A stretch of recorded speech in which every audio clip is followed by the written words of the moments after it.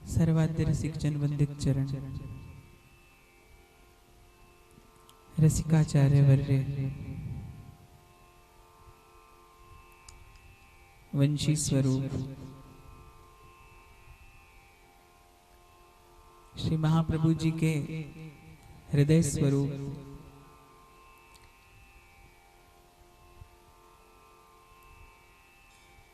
इस राधा सुधा निधि भाव प्रवाह का आश्रय लेकर वृंदावनेश्वरी की ही सहज कृपा से विगत 2 दिनों में श्री राधा के महामधुर नाम और रूप का किंचित चिंतन आस्वादन करने का हमने यहाँ प्रयास किया। उसी श्रृंखला में आज उनकी नित्य लीला का, नित्य क्रीड़ा का भाव हम भाव से ही स्पर्श करने का प्रयत्न करेंगे। जैसे प्रथम निवेदन हुआ व्यासपीठ के माध्यम से कि एक सहज प्रक्रिया है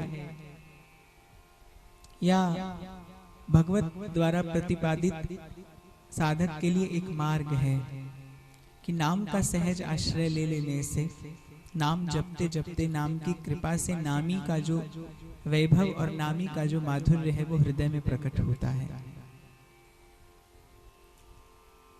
और वृंदावनेश्वरी के स्वरूप का वैभव भी मधुर है और माधुर्य तो मधुर है ही।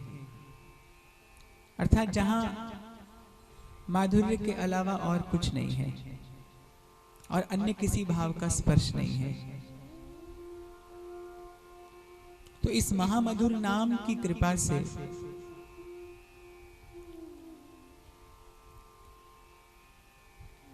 ये महामधुर स्वरूप हृदय में प्रकट होता है। और इस स्वरूप का प्रसाद यही है कि ये स्वरूप सहज ही चित्त को लीला रस के योग्य बना देता है, लीला चिंतन के योग्य कर देता है। इस विषय में अनेक साधन संपन्न महानुभावों का एक मत है कि लीला चिंतन करने के लिए साधक को शीघ्रता नहीं करनी चाहिए। श्री ध्रुवदास जी महाराज ने भी यही मार्ग दिया है कि प्रथम नाम हरिवंश हित रट रसना दिन रहे, प्रीति रीति तब पाइए और वृंदावन है। क्योंकि साधारण मन और बुद्धि, विषय से ग्रसित मन और बुद्धि को न तो अधिकार है और न उसके पास योग्यता अथवा सामर्थ्य ही है प्रिया और लाल के इस नित्य वृंदावन के स्वरूप का चिंतन करने की। सर्वप्रथम सर्वतोभावेन स्वयं को नाम के समर्पित करके प्रतीक्षा करना चाहिए, धीरज धरना चाहिए। नाम की कृपा से निश्चित नामी हृदय में प्रकट होता है। और किसी अन्य उपासना की बात तो मैं नहीं जानता, जहां तक इस श्री हरिवंश नाम का कृपा प्रताप है, इस श्री हरिवंश नाम का कृपा वैभव है, अथवा वृंदावन की जो ये रसरीति है, ये प्रेम लक्षणा भक्ति को प्राप्त करने का, इसका आस्वादन करने का जो ये मार्ग है, इसमें कोई अन्य भाव स्पर्श करता ही नहीं। नाम की कृपा से भगवत प्रेम ही प्रकट होता है, अन्य कुछ भाव नहीं। हाँ, ये बात अलग है, पूर्व में संचित प्रारब्ध अधिक होगा, संकल्प विकल्प अधिक होंगे, या अथवा ऐसा कह लो मन चित्त में संसार की मात्रा जितनी अधिक होगी, प्रेम का स्फुरण होने में उतना विलंब हो सकता है, लेकिन प्रेम स्फुरित निश्चित होता है, आज नहीं तो कल होगा। इसीलिए सहज रूप से सर्वप्रथम नाम का आश्रय लिए रहना चाहिए, फिर नाम की कृपा से नाम रटते रटते, और ये अनुभूत प्रयोग है। सेवक जी ने कहा नाम रटत आई सब सोही, और उनके जीवन से तो ये प्रत्यक्ष प्रमाणित भी होता है कि सेवक जी ने न तो श्री महाप्रभु जी का दर्शन किया, न इस वृंदावन धाम को ही इन नैनों से देखा,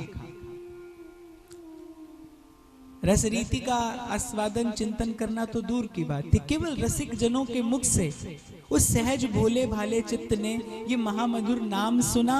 हाँ, इतना अवश्य कहना चाहिए कि संतों की कृपा से, वृंदावन के रस रसिकों की कृपा से इस नाम में सहज अनुराग हो गया, इस नाम का आश्रय हृदय ने सहज ले लिया।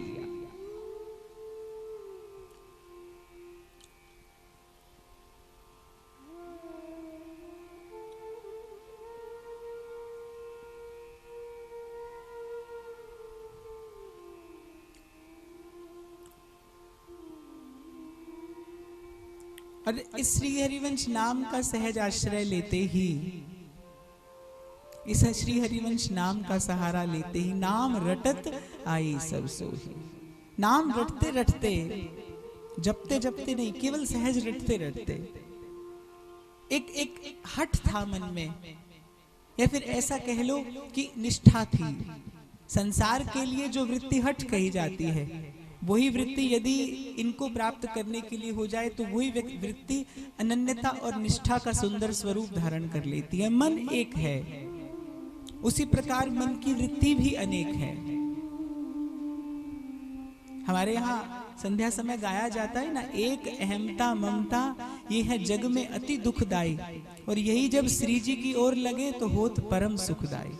आप देखोगे कि संसार क्या है, एक मैं और एक मेरा, इसी का नाम संसार है। जो अपने अहम में जितना स्थित है उसकी ममता भी उतनी ही अधिक मिलेगी। और इस वृत्ति का सर्वथा उन्मूलन होना असंभव है। ये वृत्ति कहीं नहीं जाती, क्योंकि ये वृत्ति ही जीवत्व है, जीव का स्वरूप ही है अहमता और ममता। केवल इस वृत्ति का स्थान परिवर्तन होता है भगवत कृपा से। ये वृत्ति प्रभु में लग जाती है, ये वृत्ति श्री जी में लग जाती है, और जैसे ही उनमें लगती है तो जिस प्रकार लोहा भले कसाई के यहाँ से आया हो, भले मंदिर से आया हो, पारस मणि का स्पर्श करते ही कंचन हो जाता है, ठीक उसी प्रकार संसार की कितनी मैली वृत्ति क्यों ना हो, संसार की कितनी ही कुआसना क्यों ना हो, जैसे ही इन श्री चरणों का स्पर्श करती है, जैसे ही इस रसघन मोहन मूर्ति का स्पर्श मिलता है, जैसे ही पूर्ण अनुराग रस सागर सार मूर्ति की कृपा कटाक्ष होती है, वो वृत्ति पूज्य हो जाती है, अभिनंदनीय हो जाती है, आस्वादनीय हो जाती है।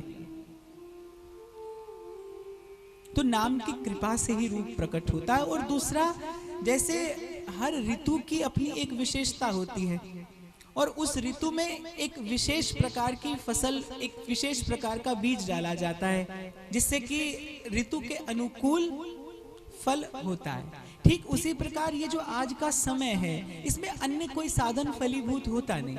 इस विषय में सभी सयाने एक मत हैं। इसलिए सेवक जी भी कहते हैं, ध्रुवदास जी भी कहते हैं, और यदि यहाँ से आप किंचित बाहर दृष्टि डालें तो सूर, कबीर, मीरा, तुलसी, जिस जिसने उस भगवत रस का आस्वादन किया, उस